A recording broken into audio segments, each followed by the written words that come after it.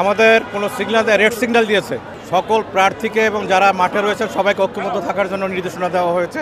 সুতরাং আমি মনে করি এটা একটা দলের পক্ষ থেকে রেড সিগন্যাল। 5% আমরা মনোনয়ন দেব নারীদের। তৃণমূল পর্যায়ে দেখো যে তার জনসম্পর্কটা, সে কতটা জনপ্রিয়, তার ব্যবহার এবং সব কিছু। কারণ আমাদের রাজনৈতিক কালচারটা সেই আগের মতো, আর তাছাড়া আমাদেরকে সবাই কাজেই সেখানে আমাদেরকে খুব কঠিনভাবে পার হতে হয়। আমাদের কোনো সিগন্যাল রেড সিগন্যাল দিয়েছে সকল প্রার্থীকে এবং যারা মাঠে রয়েছে সবাইকে ঐক্যবদ্ধ থাকার জন্য নির্দেশনা দেওয়া হয়েছে।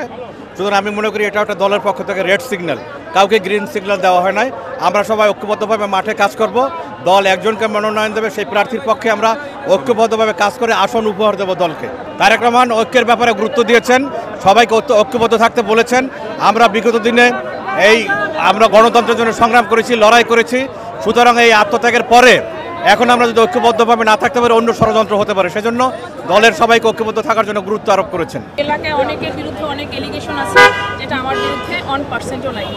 তো সেই ক্ষেত্রে সাধারণ মানুষ হিসেব করে যে একজন নারী, সে শিক্ষিত, সে পরিশ্রমী, সে ডেডিকেটেড, অতএব সে আসলে তাকে মনোনয়ন দিলে সাধারণ মানুষ উপকৃত হবে, দেশের এলাকার উন্নয়ন হবে।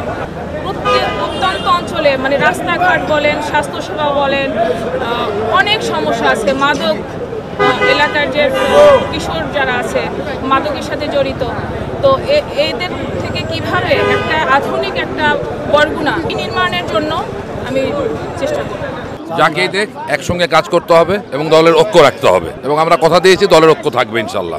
যারা মনোনয়ন প্রত্যাশী তাদেরকে উনি ডেকেছিলেন, ভারপ্রাপ্ত চেয়ারম্যান মহোদয়। এবং আসলে আমাদেরকে বার্তা একটাই, আমাদের ভিতরে ঐক্যবদ্ধ রাখতে হবে। সামনে নির্বাচন, সেই নির্বাচন অত্যন্ত গুরুত্বপূর্ণ জাতীয় নির্বাচন, যে নির্বাচনটা আমরা দীর্ঘদিন যাবৎ আমাদের আকাঙ্ক্ষা, ভোটের অধিকারের জন্য আমরা দীর্ঘদিন লড়াই করেছি। একটা সুষ্ঠু অবাধ নির্বাচন হতে যাচ্ছে। এই নির্বাচনটা আমাদের জন্য বড় চ্যালেঞ্জ। তো সেই হিসাবে আমরা যেন পার্টির ভিতরে কোনো রকম যেন অনৈক্য সৃষ্টি না হয়। যাকে উনি পার্টি মনোনয়ন দিবে সেই তার পক্ষে যেন সবাই ঐক্যবদ্ধভাবে কাজ করে এবং আমাদের বিজয়কে ছিনিয়ে আনে। এটা আপনার আন্দোলন সংগ্রামে বিগত দিনে ভূমিকা, তার বিভিন্ন পারফরমেন্স, তারপরে জনপ্রিয়তা, জনগণের সাথে সম্পৃক্ততা, সব কিছু বিচার বিবেচনা করি। ইতিমধ্যেই তো উনি বলেছেন তার বক্তব্যে, সেই বিবেচনা রেখেই উনি মনোনয়ন চূড়ান্ত করবেন। দীর্ঘদিনের রাজনৈতিক কর্মী, রাজপথের আন্দোলন, সাধারণ মানুষের সাথে সম্পর্ক, নেতাকর্মীদের সাথে সম্পর্ক, সব মিলিয়ে আমি অনেক বেশি আশাবাদী। আজকের আমাদের আগামী জাতীয় নির্বাচনে আমরা যারা মনোনয়ন প্রত্যাশী ছিলাম, আমাদের পার্টির অ্যাক্টিং চেয়ারম্যান আমাদের সঙ্গে উনি আজকে ডেকেছিল। সেখানে বলা হয়েছে নমিনেশন যাকে দেওয়া হবে আপনারা সবাই দলের হয়ে তার পক্ষ হয়ে একসাথে কাজ করবেন। যাকে মনোনয়ন দেওয়া হবে, সিদ্ধান্ত দেওয়া হবে, তার পক্ষে সবাই আমরা কাজ করব। এলাকায় জরিপ করা হয়েছে, যারা প্রার্থী হিসাবে বিজয় লাভ করবে তাদেরকে আপনার মনোনয়ন দান করবে। আমাদের প্রার্থী একাধিক থাকবে, এটাই স্বাভাবিক। কারণ কম্পিটিটিভনেস না থাকলে কোনো খেলা যেমনি হয় না, তেমনি নির্বাচনও হয় না। নির্বাচনও one kind of a game.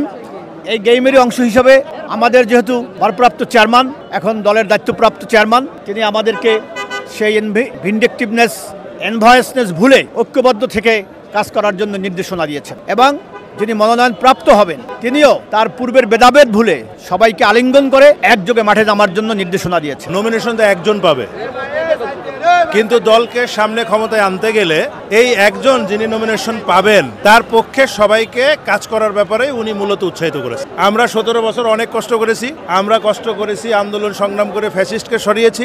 এখন আমাদের সামনে যে চ্যালেঞ্জ, সেই চ্যালেঞ্জটাকে উনি মোকাবেলা করার জন্য ঐক্যের কোনো বিকল্প নাই, এটাই উনার মূলত আসল কথা। এটি বলা যাবে না। আচ্ছা, আপনি কোন আসন থেকে এসেছেন? আমি বরিশাল মেহেন্দিগঞ্জ 4 নির্বাচন এলাকা। দলের আলোচনা হয়েছে ঐক্যবদ্ধ থাকতে হবে সবাইকে, মূল কথা হলো এইটা। নমিনেশন নারাই দেওক সবাই এর পক্ষে কাজ করতে হবে, ঐক্যবদ্ধ থাকতে হবে দলকে। ওনার তারেক রহমান সাহেব একটা কথাই, যে ডিসিশনই হোক সবাইকে ঐক্যবদ্ধ থাকতে হবে। উনি শুরুতেও বলছেন, এখন একই কথাই, ঐক্যের কোনো বিকল্প নাই। পিছন দিকে ঐক্যবদ্ধ থাকতে হবে, সবাই মিলে নির্বাচন করতে হবে।